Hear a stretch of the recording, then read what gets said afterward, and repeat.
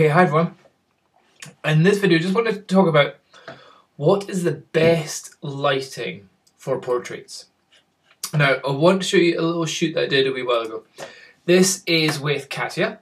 You may see her in the future on some TV programs, maybe, I don't know.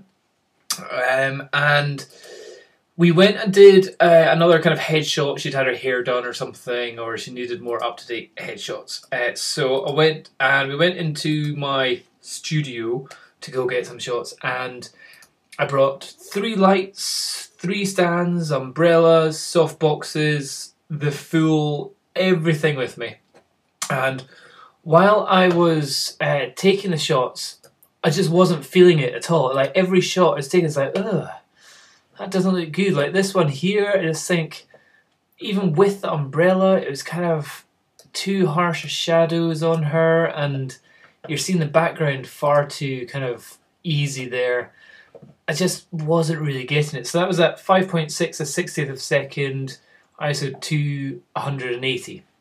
And let's see another one where the flash did go off. Here, yeah, another flash shot. It just... so here she wasn't doing any kind of modelling poses or anything. This was just her getting into kind of position and me just checking the lighting and just how best to work it. And do you know what? Although technically fine, I just didn't feel it with these shots. And I was changing the closeness of the lights, the size of the umbrella. I was getting it close and close and close until, you know, the umbrella was almost like inches away from her face to give her a very soft shadows all over the place, but it just wasn't working. I had a hair light and everything, and then one of the photos, the flash didn't go off, and it gave me this look. I was like, oh, hold on a second, that looks really good. I really like that. I did have to go to f2.8 and ISO 1600. But straight away, I was just like, that, or that, that, or that is just like, no way. Like this natural window light that we were getting from this kind of bright, big ass studio that we've got. It was just like, when I turned the camera around to show her, she was like, oh, that's exactly what I wanted. I was like, I didn't even need to bring all this stuff.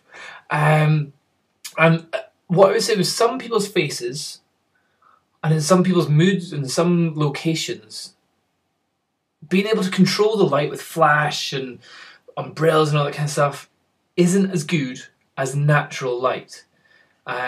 And yeah, okay, this wasn't exactly the brightest location. As you can see, that's a little bit blurry. So what was it? It's 180th of a second there. Let's see the next one. Whoa, really blurry. Hold on, processing. Nope, that one is actually just completely blurry. Okay, let's find one where it's not blurry. So for me, that is as sharp as it needs to be. And I was just like that look so much more. It almost looked like we were using 2 lights because we've got this hair light coming from the side, which is giving her a nice little line on her cheek. But yeah, we've still got frontal lighting. As you can see right in her irises of her eyes, you can see that's me standing there. And that's the big windows right behind me. And I just found that made such brilliant lighting. Okay, there's strong vignetting, so I'm at f3.3, but that is easily corrected. Let's see that. So there, that's the vignetting gone. Maybe just change the midpoint. And there is a little bit of barrel distortion. What am I at? I'm at 82 millimeters. I'm using my 70 to 200. Okay. It seems like there's a little bit of barrel distortion, so I will just put it in by about +4. I think that's pretty much all that's needed. So anyway, we went around, we did a whole bunch of different shots with this, just working with the chin down, the chin up, a little bit of an angle, a little bit of a tilt, a little bit of a chin down, angle, tilt and up and all that kind of stuff. And then working with the position of the shoulders and all that, then more close-in shots, some more like face shots. So here's one which I edited quite a bit. I like that one, but I also really like that one. Thought that looked great. Let's see, sharpness-wise. good enough for a headshot. And I think this is kind of pretty natural, a little bit of like mascara on and not too much makeup or anything like that. So yeah, I was happy with that. I think, let's see, if I was, I'd probably bring the warmth down just a touch. Let's see, bring it down to about there.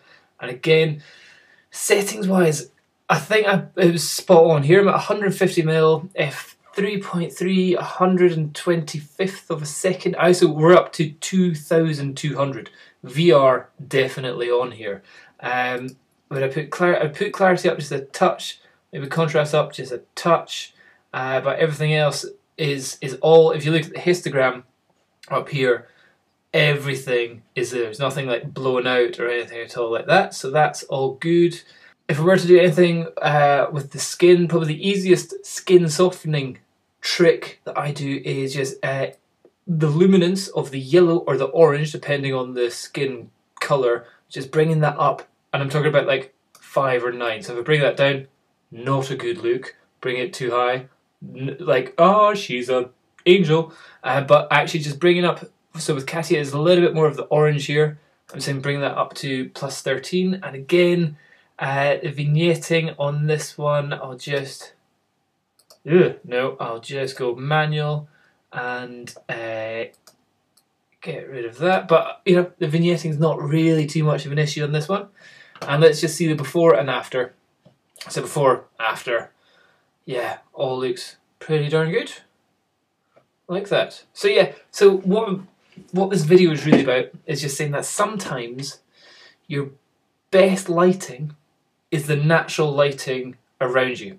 And you know what, if that natural lighting means you have to go up to ISO 2200, personally, let's get rid of that. Personally, I'd rather have an ISO 2200 of that with a little bit of noise reduction compared to, so you've got left and right there. Straight away, the one on the right, far more pleasing image to look at compared to the one with all the lighting gear that I brought in. Didn't work. So there you go, that's a little tip. Hope that helps. Cheers, bye bye.